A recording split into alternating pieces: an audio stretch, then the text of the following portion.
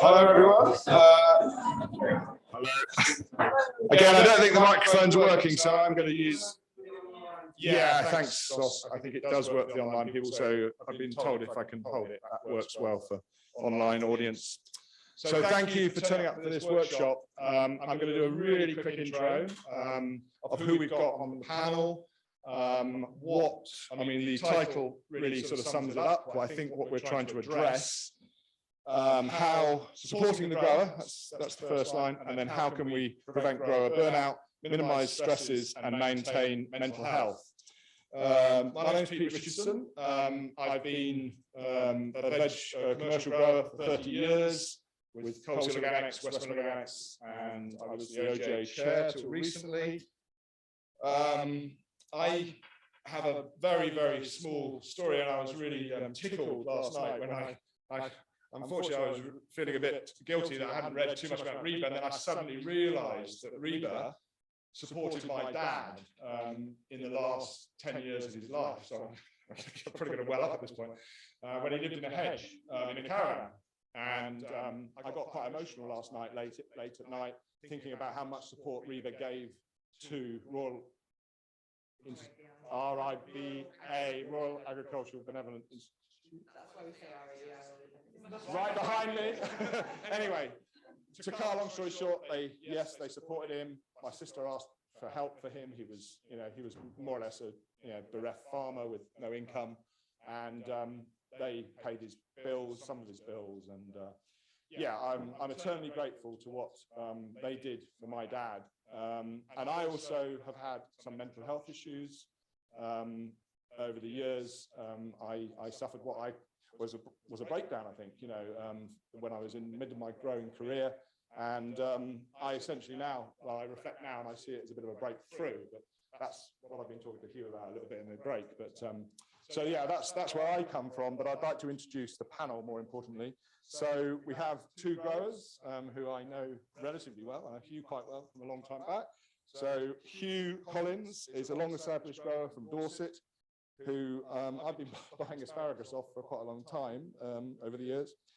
And Hugh can introduce himself. I think that's probably the best way to do this. I don't need to say any more about Hugh. But yeah, very, very long-established, great grower from Dorset. And Kate McEvoy is co-owner of Real Seeds, and also a fantastic seed company, which many of us use, even in commercial terms we use. And that's been supplying seed since 1998, but I'll leave Kate to say more about that. And the two other panelists are Suzy Deeley from RABI, yes, and who's a farmer's daughter from Oxfordshire, working for RABI for 10 years, a charity providing support to the farming community, and that's probably as much as I want to say. Nathan Shearman is Suzy's colleague and is a specialist mental partner in RABI, working with Suzy, and a qualified counsellor. I think how we want to run it, if we can, is we'll get the panel to say who they are. I haven't got a brief of what they want to say, but if they want to comment on the sort of topic, and then Suzy, if you want to introduce, I think that's the best way of doing it, and then Suzy can introduce RABI and talk to us a bit about RABI, and then we can open it up, and other growers or people here who've had experience of this sort of thing or want to contribute to. I don't think we've got an outcome, but I think talking to Phil, I was sort of saying, well, maybe we could, come up with something that how maybe the OGA could help with grower longevity and all that sort of thing. So I think we can come up with our own outcome. So Hugh, are you? So, Kate, sorry. No, me first. Oh well. So yeah, thanks very much. I'm very grateful to be invited. As well as being part of Real Seeds, I'm also on the UK coordinating group for Landworkers Alliance, and actually with that hat on as well, I think this is a really important topic for me. Just personally, I come from quite a strong union background, think of my parents, and obviously that strong view that we shouldn't be exploited by our employers, but also the problem, obviously, for a lot of us who are self-employed is ended up being exploited by the system more widely. And people think of it as self-exploitation, but it isn't, it's exploitation by the system. And I think we have to ask ourselves two things. One, how can we push back against that system?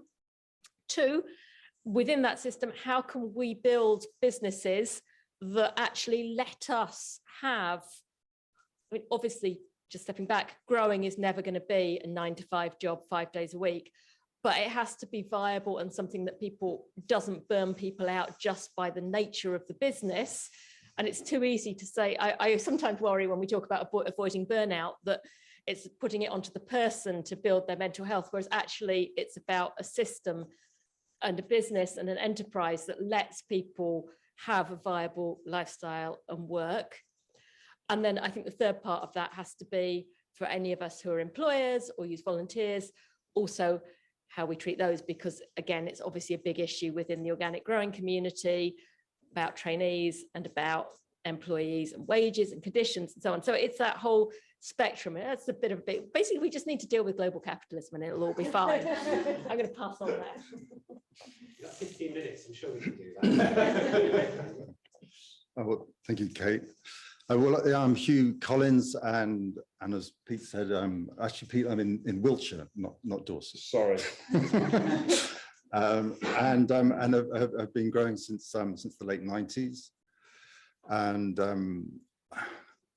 I haven't really prepared anything actually, but I want to start with a quote from the founder of the Soil Association, which I think which you probably all know. The health of soil, plant, animal, and man, as in human, is one and indivisible. And I think that's one sort of starting point for consideration of sustainability, because of course we all talk about environmental sustainability, but it seems to become secondary about the people who are driving this work which we do.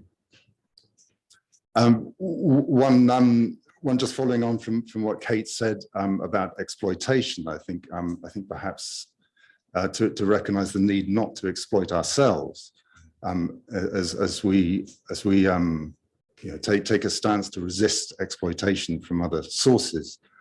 We have to look after ourselves, be kind to ourselves, and I suppose where we might draw some parallels from the work we do, the soil, which is the centerpiece of organic growing, is something to be nurtured and not to be mined and degraded. Great, thank you, Hugh. Suzy, over to you. I think I need to stand up actually, so click through. Having the presentation is going to make me look much more prepared and professional than in fact I am. Really, I hope that many of you know who RABI are. For those who don't, I'm going to take you through a bit of a whistle-stop tour of who we are and part of our journey, because we've had undergoing a real period of change as a charity where we really want to focus very much on helping more farming people in a broader range of ways. So who's RABI? We are a national farming charity. We've been around for a very long time, since 1860, with our focus on supporting farming people, because there's recognition, British farming across every sector. We are an amazing business, but we often forget that behind every successful or every farm are farming people. And the focus so often is what we produce, and we are the forgotten people within that. So RABI's focus is very, very much on those farming people and the individuals, about looking at their individual situations and a person-centered approach. So we provide practical care. We're traditionally known very much as providing financial assistance, but actually that's really just part of what we do. Focus predominantly on the domestic situations, helping farmers, farm workers and their dependents in a whole range of ways, and that's both the working and non-farming, non-working population. So in 2019, in 2018 it started really, and we realised we needed to change.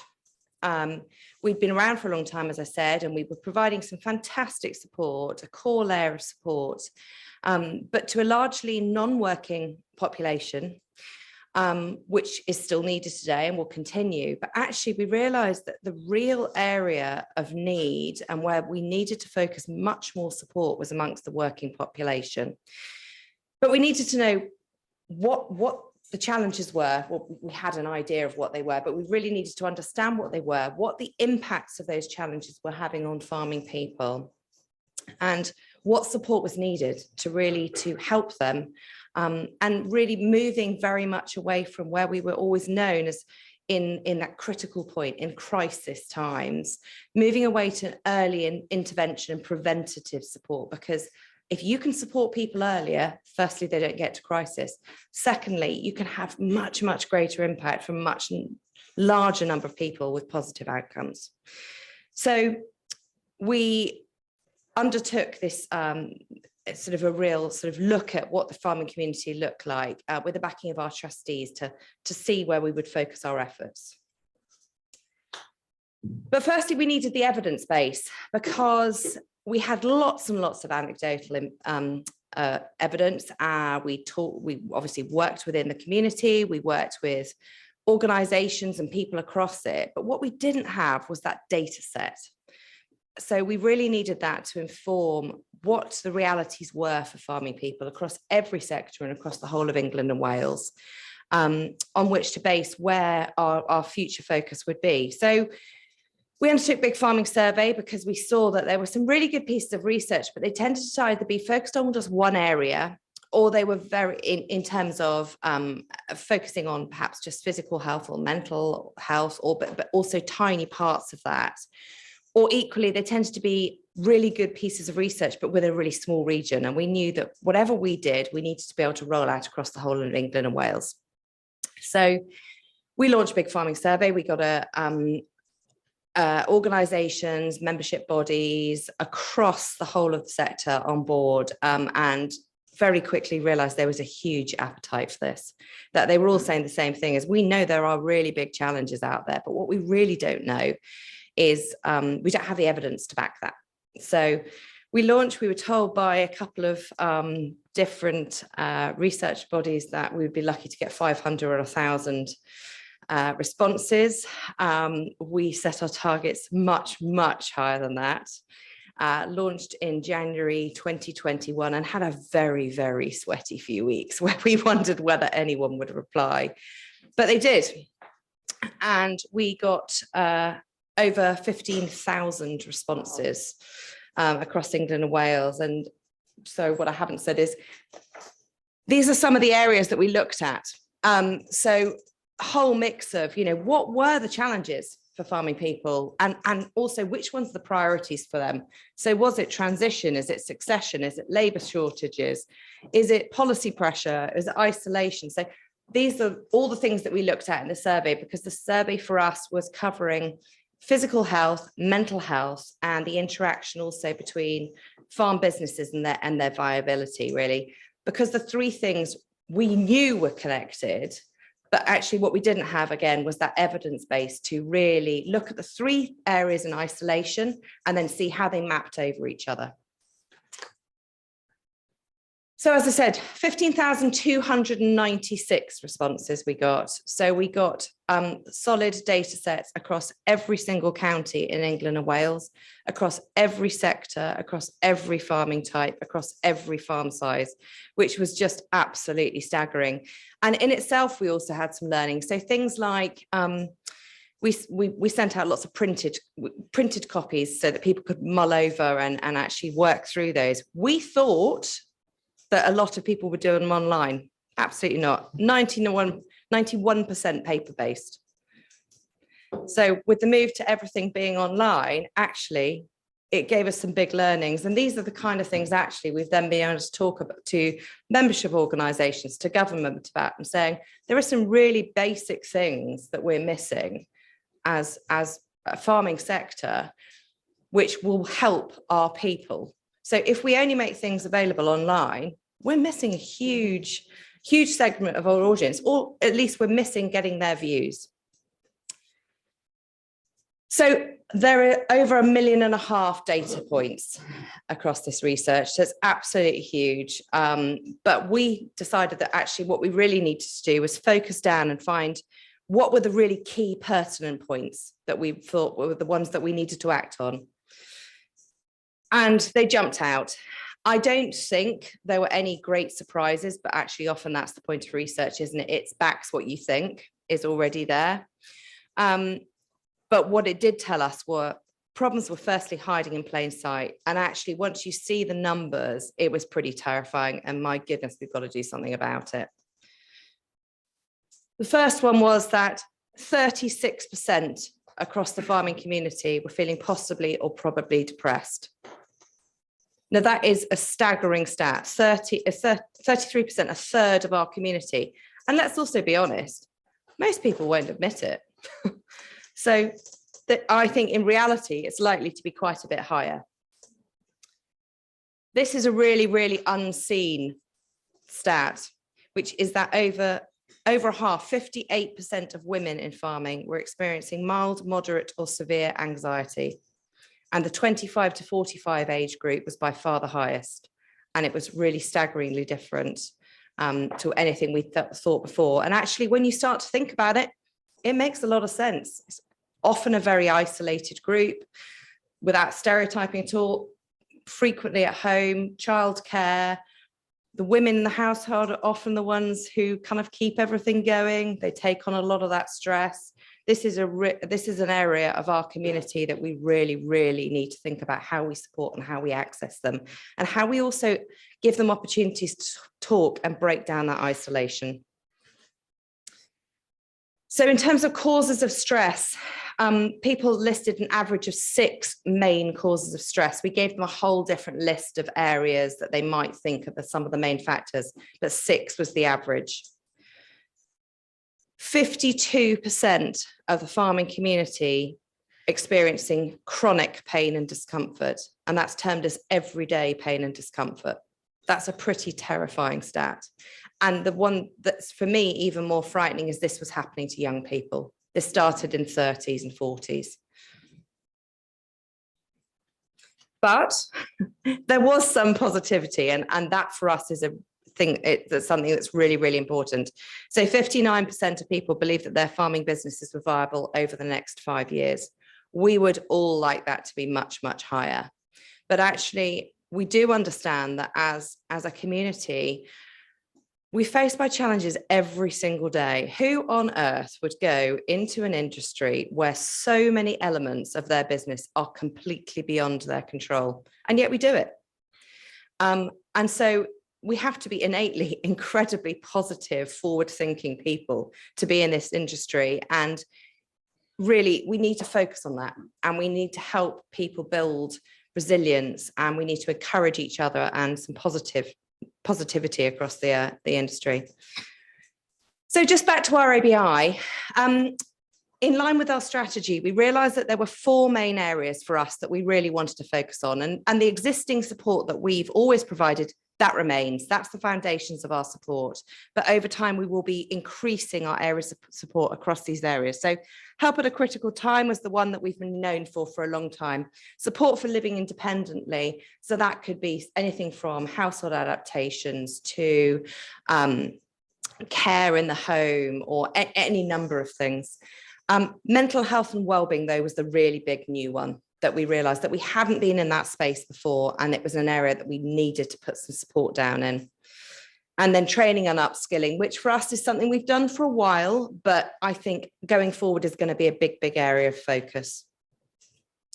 So just in terms of the services that we've implemented, actually, and these are all in the last 2.5 years, we moved to a 24/7 helpline. Farming people don't work 9 to 5. Why on earth were we running a helpline that was predominantly 9 to 5?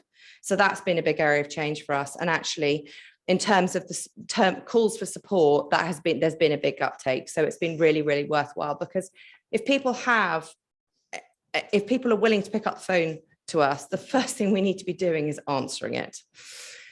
Mental health counselling, we put in place in October 2020 an online offering, which is wellbeing support. Kooth and Quell are specialists, they're the market leader in this kind of support, but we have a tailored version of that support. So it's an online wellbeing, completely free and anonymous, click through from our website. That gives access to a whole host of information, so discussion groups, forums, articles, but it also gives access to live chat and to text-based counselling with professional counsellors. But we always knew that that wasn't going to be the whole part of the solution for us. And so I'll be handing over to Nathan in a sec, who are our mental health specialists, because we knew that we wanted to introduce in what we call in-person counselling. So that's to fit the individual, face-to-face, telephone or video conferencing. But recognising that mental health was an area of focus for us, we also realised that we could have the best services in the world, but if we didn't start normalising conversations about accessing mental health services or services in general, then they became irrelevant. So for us, the training was really in response to that, because we were also getting calls frequently from individuals and organizations saying, look, I want to be able to have some of these conversations. I want to be able to help people access support, but I just don't even know where to start, or I'm worried about someone and I don't know how to have the conversation. So we put in place the mental health training, which for us, the key things were, it's accredited. So it's a half day, 1 day, a 2 day. It's farming focused, and the aftercare was a key element for us, because when we started working with Nathan and his colleagues, that for us was just a light bulb moment. It's like, why are we training people and sending them off outside into the world and not giving them support? So they're going to take on the burden of other people's problems and have no offload themselves. We're just passing the problem on.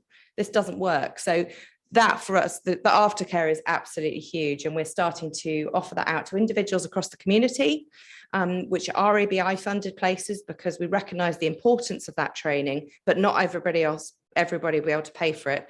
But we're also now rolling it out across external organisations, because they're training their teams who go out on the ground, who interact with farmers every day, because they recognise that for their clients, the farmers, that's important, but for their teams as well, it provides them that reassurance, that level of support. We've had some cost of living related campaigns, and this is for us is, firstly, people are having a really tough time. So cost of living is important, but actually it's giving us access to people who probably didn't think of RABI before or wouldn't have come to us. So it's opening up new audiences of working farming people who now have been introduced to RABI and either access the campaigns themselves. So we had a return to school campaign, or they now at least were on their radar, and that's really important for us. So those kind of cost of living related campaigns will be an ongoing feature for us. And we will continue to expand our services, but in it very much in that preventative sphere, and building resilience. But for us, the focus of all our support is professional based. So every area of interaction you have with RABI, you provided with professional services, because farming people deserve it. So I'm going to hand over quickly to Nathan, who can tell you a little bit more about our mental health services, and then hopefully there'll be lots of questions. I don't have any slides because I'm not that professional. I'll be honest with you.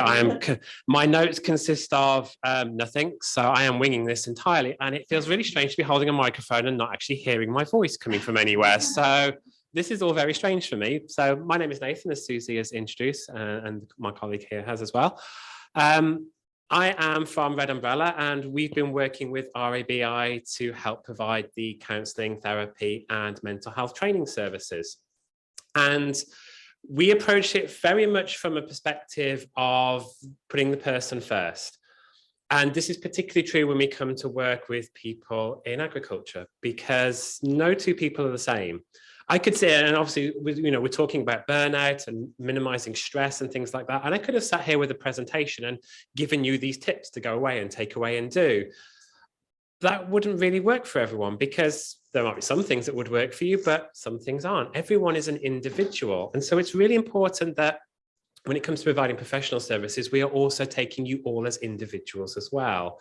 So we put the individual at the heart of this. And the whole idea behind this service is it's something that people can refer themselves through. We were looking at what were the barriers that would stop people reaching professional help. Firstly, the idea of a counsellor or therapist is terrifying for some people, because if you've never experienced counselling and therapy, there's often an idea of, well, what on earth is that like? And if you've never experienced it, a lot of the time, your only point of reference is what you've seen on films and TV shows. And counsellors and therapists on films and TV shows exist for only two reasons. Either we're there to mess it up and really get things horribly wrong, either for comedic value or to make someone worse, or we're there to sleep with our clients. And I promise you, those are the only two reasons therapists exist in TV and films, but that's not what we're there for. So it's quite a terrifying barrier to reach out. The other thing that happens in agriculture as well is people think, well, I don't want to reach out because, that means admitting that something's seriously wrong and I'm really struggling. I must be going crazy. I must be going mad. I'm having a breakdown. I must have to have a breakdown in order to access counselling and therapy. And actually, that's not true. The one thing that we push, particularly in this sector, is we want you to reach out for help and support early. And it's something that doesn't happen in these kind of circles, does it? You think about your industry, we're very much the kind of sort of keep calm and carry on approach, aren't we? And, we just think, I've just got to get on with it. As Suzy mentioned, you're in an industry where so much is out of your control that you feel like you have to just kind of get on with it. And the problem is with that is it can build and build until you get to a point where actually you do end up having a breakdown. And actually, if you can reach out for help and support well before that, you're not going to need as much help and support to feel okay again. And so one of the things that we always encourage people to do is to reach out for support early. And you can access the counselling and therapy schemes through the RABI website, through their phone line. You can self-refer, don't have to go through your GP. There's also that barrier there of, I don't want other people to know, because what are other people going to think of me? There's still that stigma that exists around mental health and getting support. So the fact that you can do that yourself means that nobody else has to know. And you have that support there to help you through that. So we're there to provide that resource for you. And the way that I always describe counselling and therapy is we are tools. I'm not talking about individuals being tools per se, but in general, think about, if you've got a field and you're going to plough that field and you're going to plant crops, if you've got quite a large field, you could do that by hand. It's going to take you a long time to do. It's going to take you a lot of effort to do, which is why you have tools. It's why you have equipment, because that makes your life easier. And that's what counselling and therapy is. We are tools. We are there just to help you cope with the normal day-to-day stresses that you go through all the time. There is no sector, and as well as working with RABI, we work across lots of different sectors. We work with financial sectors, we work with airline companies, we work from advertising, we work just a whole range of different sectors, care sectors, things like that. There is no group of people we work with, firstly, that are as inspiring as people in the agricultural community. I'm not just saying that because I'm stood here in front of you, but it is, you are people who are naturally resilient and hardy and find ways of overcoming challenges, where I'm in awe of some of the people that I have spoken to as part of the scheme, who are having not just the normal day-to-day struggles that you have in farming and agriculture, but just then maybe depression on top of that, anxiety. How many people in this room have had worries or concerns about what their future looks like and the future of their business, given just the current climate, never mind anything else? The people that I've come across are incredibly resilient and hardy. And the whole idea is that we are there as tools to help support you in what you are already doing, because you're already trying to find ways to cope, trying to find ways just to keep on going. And we're there to help you. We're just a tool to use as part of that. And that's also where the training side of things comes in as well. And the whole idea of the training, and just to give you a bit of my background, I started out as a therapist, which wasn't something I'd ever intended on doing. And due to personal circumstances, I kind of decided that was a direction that I wanted to go in, because I thought I wanted to help people who were in crisis, that I wanted to be that sort of person who could help support them through that. But after a couple of years of being a therapist, I thought, well, that's great, but surely it's better if we can stop them getting to crisis in the first place. And that's where the training comes in. Those of you who might be employers, who might have volunteers working with you alongside you, having the tools and the skills to be able to notice when somebody might be struggling and to be able to have that conversation. Because that's quite a tricky thing in itself, isn't it? If you think, how do I spot when someone might be struggling? Because we're very good at doing that. Again, that keep calm and carry on and stiff upper lip mentality. We're very good at hiding that. How might you notice when someone is struggling? And then how do you start that conversation? Because it's quite a tricky thing, because we don't talk about mental health very openly. It's something that's getting much better, but historically, we haven't talked about it very openly.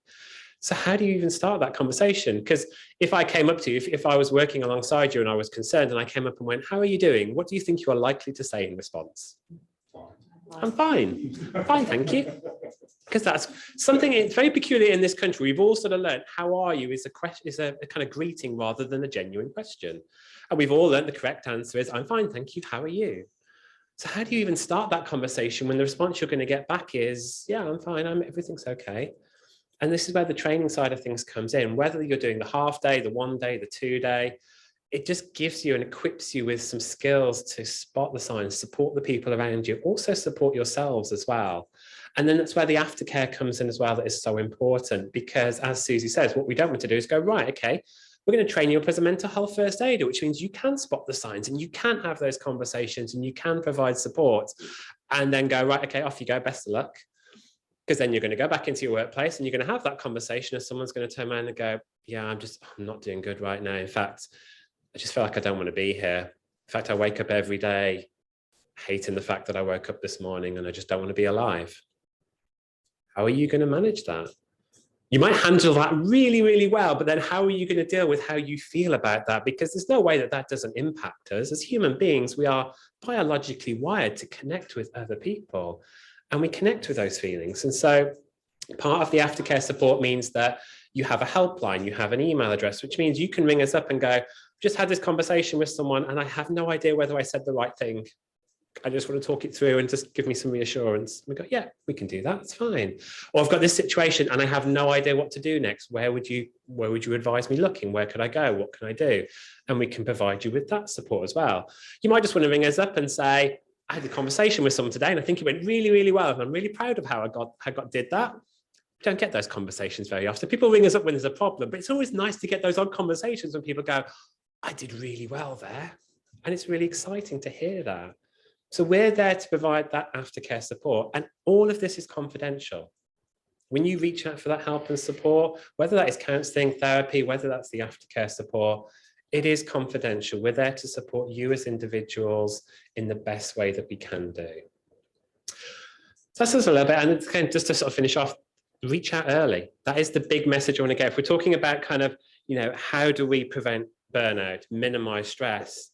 The big thing that I want to get across, if nothing else, I'm not going to sit here and give you lots of tips to take away because everyone is different and everyone's going to have different things that work for them. But the one tip that I do want to give you all is, if you're finding that you're just not feeling yourself, and you might be thinking, you know what, it'll be fine in a week or so. I'll be all right in a couple of weeks. It's already been going on for a couple of weeks, but you think, just push on. If I can just get to maybe this side of Christmas, or just maybe get to the new year, if I can just get this done, it'll be all fine. It'll all fall into place. Don't wait. Reach out for help and support, whether that is to a colleague, a friend, a family member, whether that is professional help such as ourselves. Reach out for help early, because I always think about it in terms of quicksand.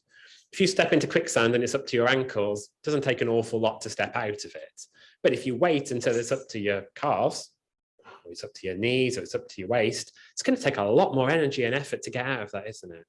So reach out for help and support. That is the one tip that I am going to give you. But what would be really nice actually is to open up to the room now and hear some of your experiences, hear some of the things that work for you, so that we can actually learn a little bit from each other as well. So I think that's really useful and important to do. So I'm going to stop talking now, because it's weird having a microphone and a camera on me. So I'm going to hand that back over. Thank you, Nathan. That's really great. Thank you, Suzy.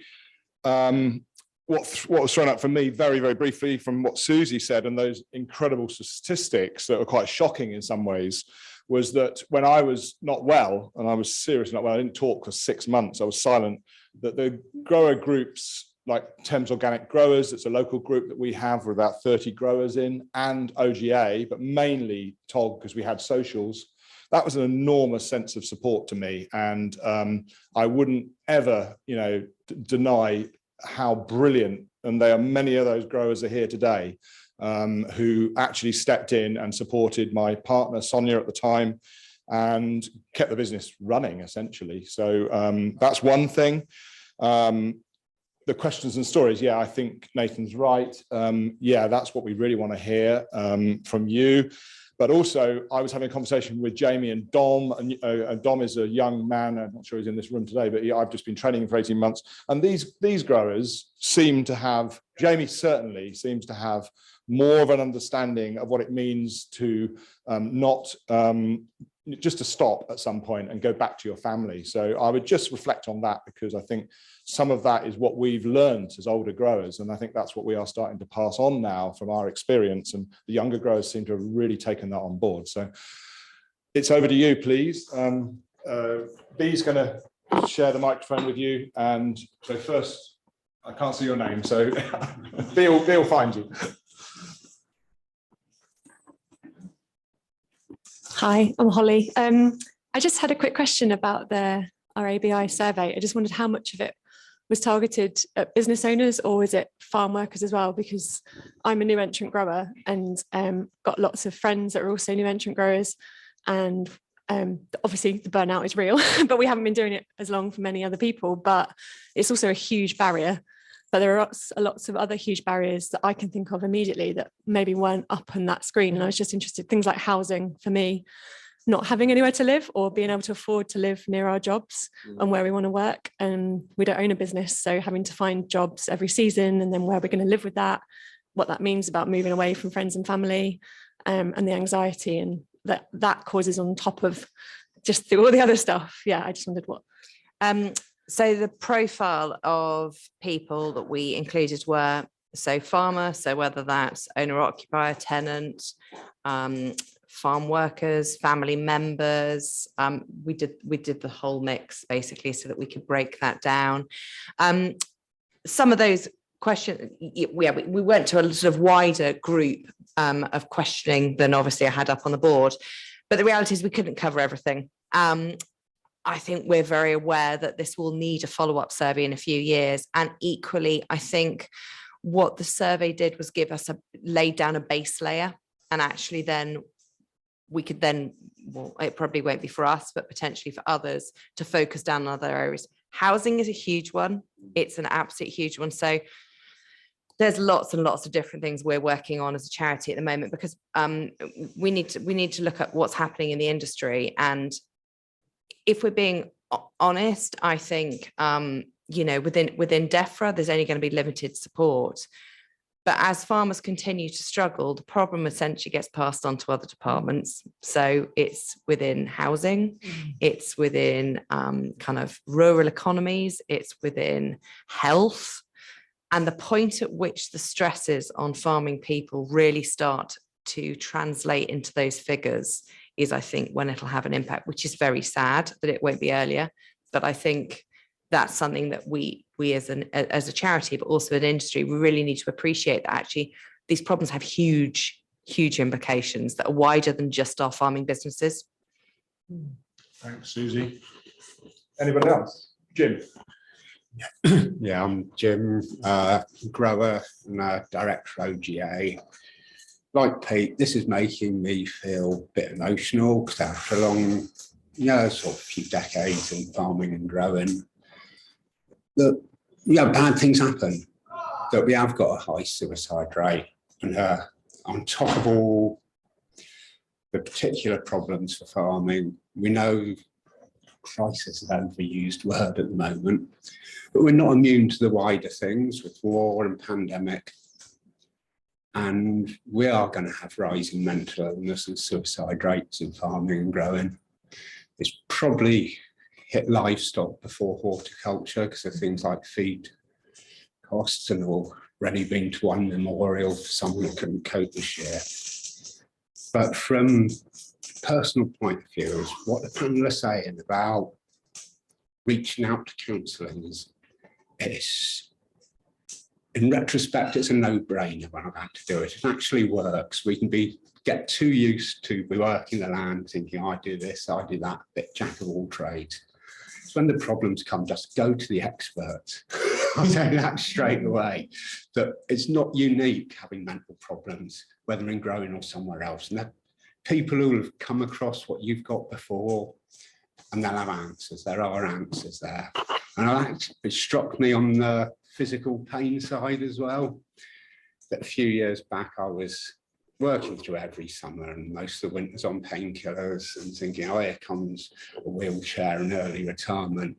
And by just stopping being pig-headed and listening to the physiotherapists and following their advice on particular exercises, I don't take painkillers no more. So that just, I stopped being pig-headed and went to the experts.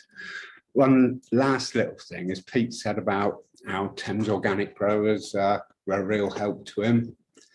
And it's actually part of the reason why we're trying to get Midland growers together, because it's a really badly organised thing. That's the social side of it, of the meeting, and there's actually direct economic side, but the mental health of being a grower, of spending time with other growers, and it's good online information and it's good what you can read. But actually physically meeting up, getting local grower groups together, it doesn't have to be just joining the OGA or big one national thing where you won't meet often anyway, but just regularly meeting up with other local growers that gives you much more of a chance when you need to cry out that somebody who understands might just be there and you get to know people better.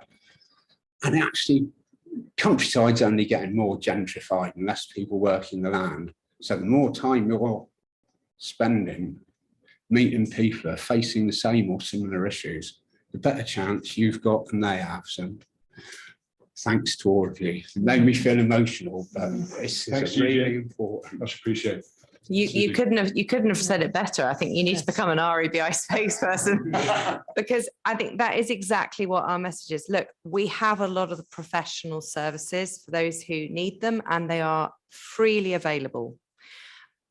But actually one of the biggest things that we want people to do is just to talk, to reach out to whoever it is you need to reach out to, and just open up that conversation, whether that's for you or another person. It doesn't actually matter, because with the best will in the world, we as an organisation or any of the other support organisations are only ever going to reach a certain number of people. So actually we need the whole community around to be looking out for each other. That's the first thing. The second thing, as you were saying about physical pain, and the interaction between physical and mental pain is a proven fact. But equally, if we are expecting people to try and run viable businesses and they are starting with poor mental health, how on earth are we expecting them to cope with all of the challenges and things that they've got to go through? And also we talk about mental health and people sort of think of it's the most extreme thing. And as Nathan will always say to you, everyone has mental health. And I mean, trying to get through this through to my father, who's actually sort of seems to come on board with the thing now, but he said, oh no, I don't have that. I said, would you get stressed some days? Or do you get worried or anxious things? Well, yeah, everyone does. Well, that's your mental health, isn't it? So I think sometimes some of the way that we talk about things and the labeling we use for it isn't always helpful, because the reality is we all have days which are tough. There is nobody on earth who doesn't have bad days. Thanks, Suzy. Hugh. Well, I'd just like to. I'm just going to add something to Suzy's comments about organic growers being,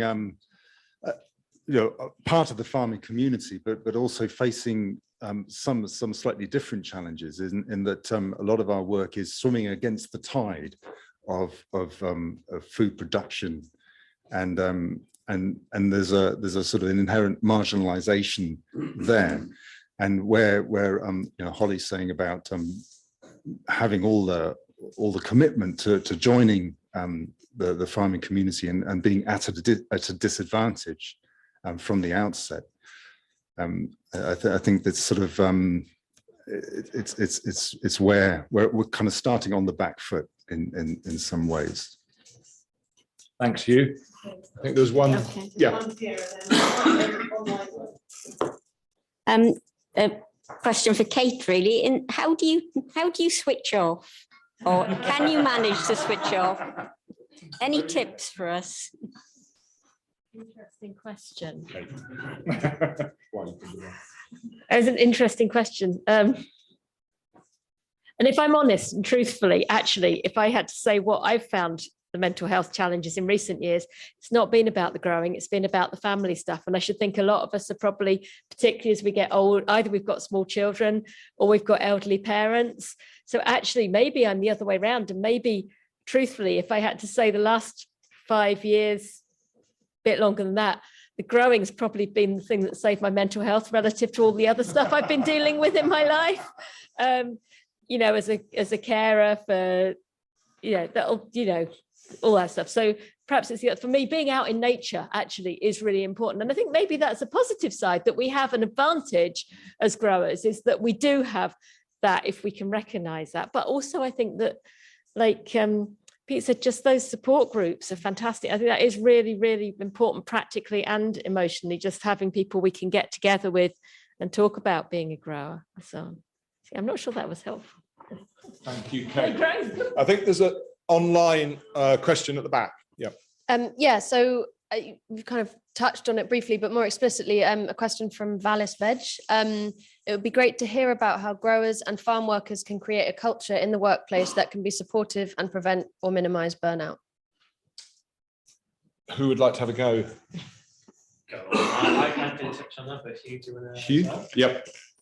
Well, one thing that springs to mind is having regular hours so that everyone knows where they stand. So, and in some ways it could be a bit sort of regimented, but I think in my experience, one thrives on knowing when you're going to stop for a coffee break or a lunch break, and any additional working should be communicated well with the team. And I suppose the other obvious thing is meetings as regular as possible to communicate the both daily and the wider strategy and how it's going. As well as regular hours, I'd add a culture in which there isn't an expectation that there's an expectation that people can ask for help with physical tasks. Because there's a slight sort of macho thing I find quite often goes on with growing, like, can you lift a 25 kilo sack or whatever? Obviously I can't do that. I'm a small person. And I think you're talking about the physical pain. There has to be a culture where there isn't an expectation that you will lift that crate on your own or whatever, that people do ask, and that you have tools, and that employees can say, I can't do this, I need another way to achieve this thing. Thank you, Kate. Nathan. Yeah, just to kind of add, because I think they were fantastic points, and just to kind of sort of add, like Hugh's talking about boundaries essentially, and having those healthy boundaries there, whether that is working hours, which how many of us are good at holding healthy boundaries around working hours? Not many. I'll tell you who the worst people in the world are for that: therapists. And the worst people for self-care, also therapists. So healthy boundaries is really important, because like I say, you've got things that need doing, you've got tasks to do, you've got to get this done, and things done in certain time frames as well. It's hard sometimes to hold those boundaries, but it's kind of almost recognizing that, I am deserving of giving myself that care and attention, giving myself that time, the same kind of care and attention that you give into everything that you grow. You think about how much care and attention you put into everything that you do in growing. You are just as deserving of that. And so holding that healthy boundary is saying, I am going to stop at this time. I am going to take that coffee break. And Kate talking about the physical is so important. And we've touched on the link between physical health and mental health. Just to kind of give you an idea of that, statistically, if you have a physical health condition that causes pain and discomfort on a regular basis, you're 3 times more likely to experience depression than the general population. Because if you think about it, if you're waking up every day in pain and discomfort, it doesn't take very long before you just get fed up of it. And it just starts to grind you down. And then you can't do the physical work that you're expected to do. And then you're starting to get stressed because you're not doing the things that you need to do. And you're getting quite anxious. And, we had, was it Jim, was it? Who was saying about, now I'm going to be worried about I'm going to be stuck in a wheelchair and I'm not going to be able to work, and all of those anxieties. And so physical health is so important. And this is like when Kate touched on that expectation, and it being so important that people can say, I can't do that. I'm not able to do this, whether that is physical health or mental health, that actually I'm feeling really stressed. I need to take a bit of time for me. I need to go and do something about that. And in terms of just looking at culture around this and changing the culture takes a long time to change. It's not something that can happen quickly. the single biggest thing we can do to help with is to talk about it.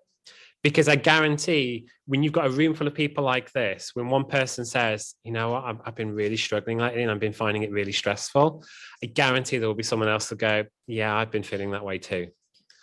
And what that does, when you speak up, it's it feels very vulnerable, and it's a very brave thing to do. But I guarantee when you speak up, what you do is you empower someone else to do the same. And that's the single biggest thing we can do. If you take away, you know, something from here, just the importance of opening up and talking about how you are feeling, even if that's just, you know, I'm really stressed right now, because you give other people permission to do the same. And that is what starts to change the culture around it.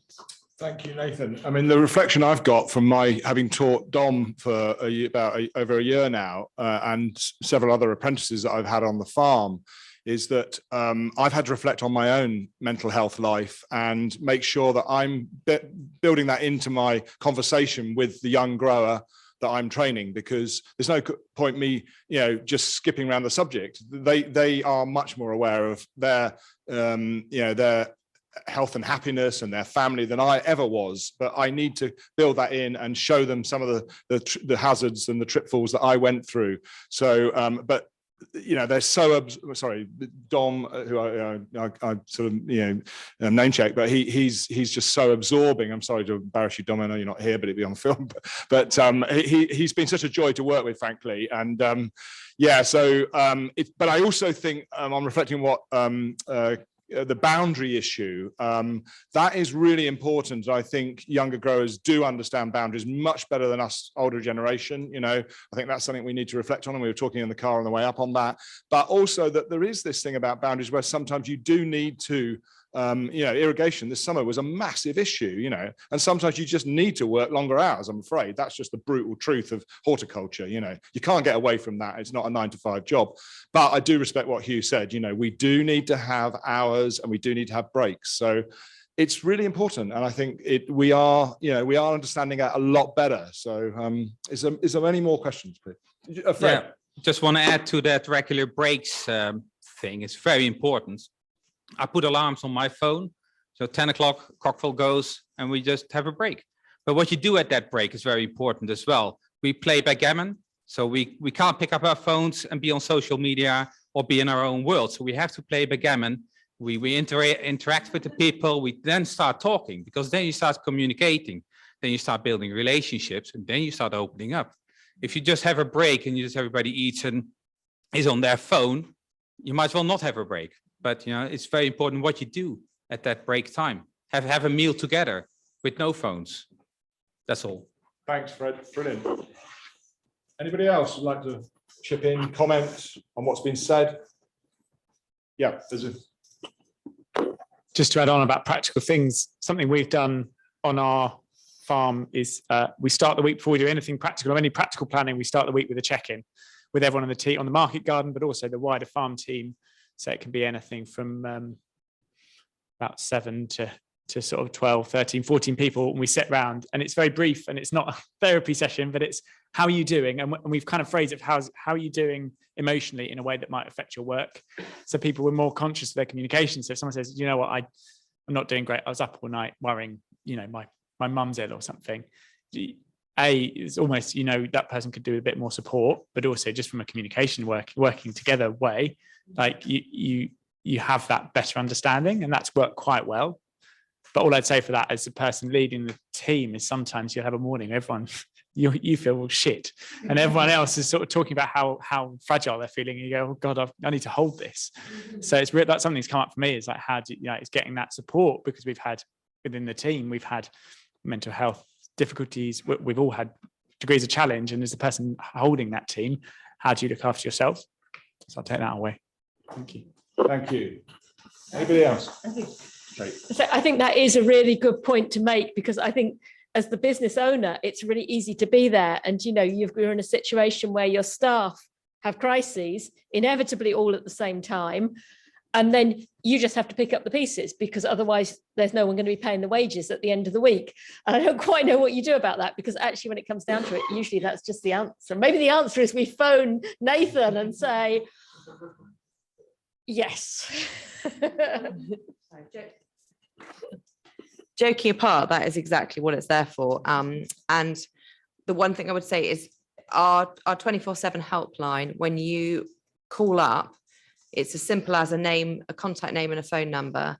And within 24 hours, you will get a call back from a therapist, and then we can start supporting you, and frequently much quicker than that. So it is a really quick service. And it's for as much or as little. I mean, you know, some people will just want one call, some practical, just want to let off steam, to be honest. But if that's what's going to help, that's what it's there for. Thank you, Suzy. Anybody else in the front? Yeah, I just wanted to say, yeah, it was really important with what you do with your free time. And like, I work a long hours in the summer, and I also have a very young child, so I don't have a lot of free time. But my partner's really good at saying, right, now is time for doing some yoga and meditation. And there was a comment earlier saying like how the physical body affects your mental health. For me, that is like, I mean, just what I can offer is like, that is the greatest thing that I do with my free time, is just sit down, do some stretches and like heal my body, because like I'm always tired, and it's like I can talk about how tired I am and get really depressed about it. Or I could just sit down and do a bit of yoga and stretch out my glutes and all that, and then all of a sudden I'm like, wow, I feel great, you know. So that's what gives me the motivation to keep going on. And if anybody else can get something from that, then Thank you, so important. That brilliant. That's a brilliant point. Anybody else would like to? Mark.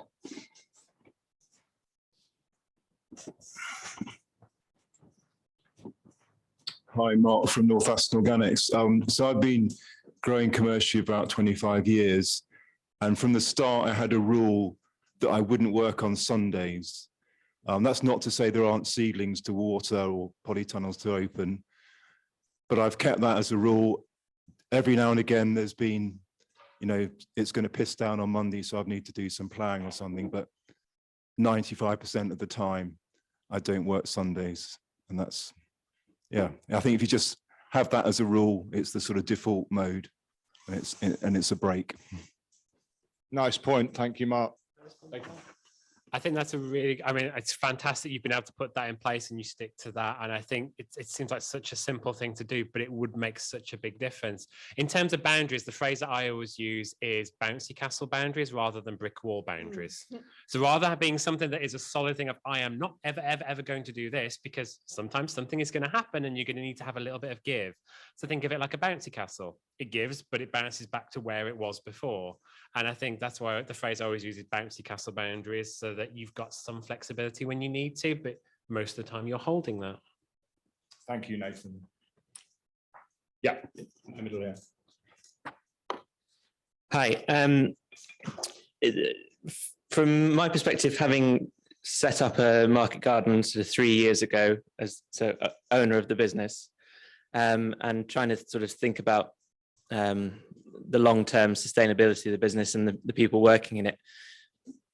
I know we talk a lot about long hours in summer, and we often think about winter as a time for rest.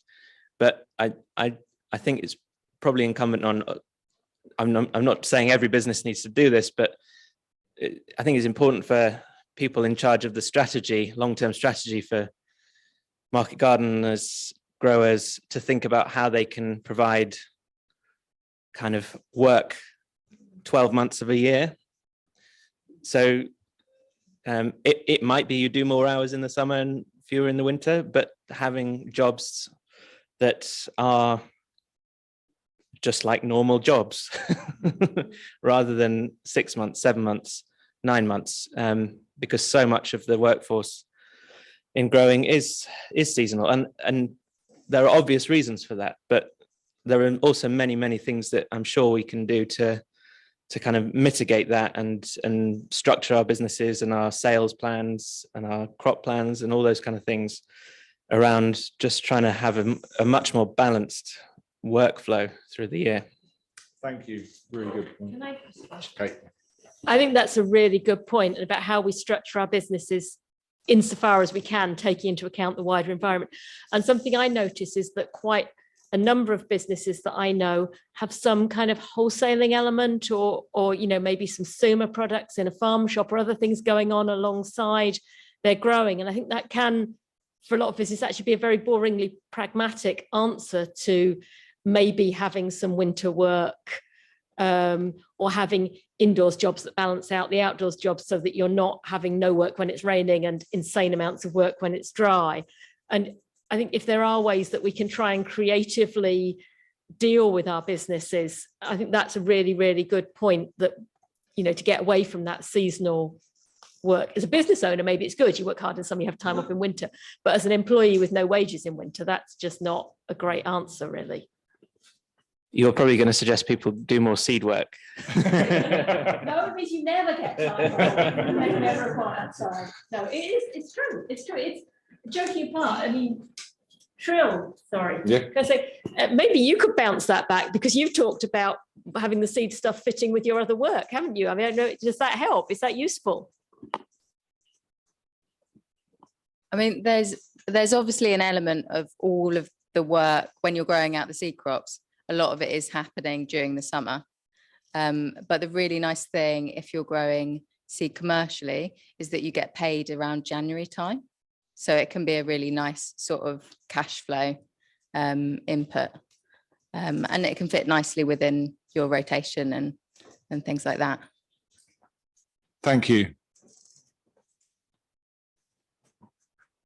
Anybody else would like to, before we part for lunch? I think it's lunch probably close to.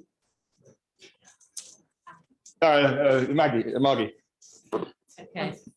Well, I've been sitting here thinking long and hard. For the last 10 years, I've been trying to promote the health service to prescribe people to engage in growing, to provide mental health improvement. So I'm now not only going to ask the growers to stress about growing their vegetables, but I'm also going to ask them to sell a mental health service to improve mental health for people engaging with you. And haven't quite worked out what that's going to do to the grower, but I'm wondering whether there is something in perhaps trying to work a bit closer with care farmers who have set up these schemes where they take in people, volunteers, whatever they are, to sometimes on a prescription, sometimes not. They're just referred to, and they basically engage them in growing, but the primary aim is to provide a mental health service, basically. But what that means is that, it might not be the owner of the farm who's trained to provide that service, but it is sort of on your farm. So there is a sort of a training in how you talk to people, how you can promote good mental health. So what I'm saying is you might have that infrastructure on the farm. You would certainly have the sort of the community on the farm built up in having your breaks at certain times and what you do in those breaks, and the opportunity to talk about mental health. It will sort of become a natural part about what is talked about on the farm. So I'm wondering whether there could be something that we could learn from those who are providing care farming initiatives at the moment and work more closely with them. Thank you, Margie. Yeah. B. You saying that was reminding me, I mean, I've had various times of bad mental health, and the openness that people talk about it with now. The last time I had a big depression in 2019, I sort of made a decision to be open about it rather than hiding it away, which has actually felt really good. And I've been much more open about it since. But one thing I discovered then, because I did reach that crisis point and everything just turned into a massive mess. And I was seeing people in the health service, and I was offered some help with problem solving, which I thought was going to be going to see a therapist and sitting down and them talking about how we solved the various problems I had. when she turned up to help me with my problem solving, she was, right, what do you want me to do? And she literally came along and helped me sort out the weeds, which had just got completely out of control. And I just wanted to let you know that the NHS is amazingly providing these support workers who go and work alongside people, whether it's in decluttering their house, getting exercise, sorting out their weedy market garden. And it's just been really, really amazing. And she's actually become a friend through doing that. And she was a self-declared townie, and I think she actually quite enjoyed it. But that kind of service, and I think blending these things and making it much more talked about. And also I would really stress about the seeking help early, because far too many times I've sought it too late. I always liken it to, I keep pushing the wheelbarrow along with the puncture, even though I know it would be better to mend the puncture. But yes, no, if you do get to that point, support workers do exist. Thanks, Bea. That's really good of you. Thank you. Okay, I think, Phil, are we more or less done? Yep. Okay, brilliant. I just want a couple of thanks to every one of you that turned up. It's been brilliant. To the panelists for being here and taking questions, to Reba for coming along. It's really, really heartened me personally, because I've been waiting for one of these sessions for years and years. We've talked about it since Siren's Sister. We've talked about mental health.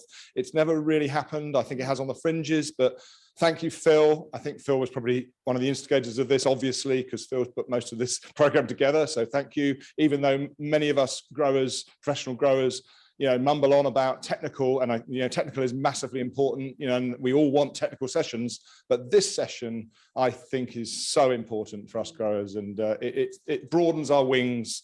And I want to say one more thing, because I'm going to go on about this. I've been talking about it to a lot of other growers here and on the car on the way up.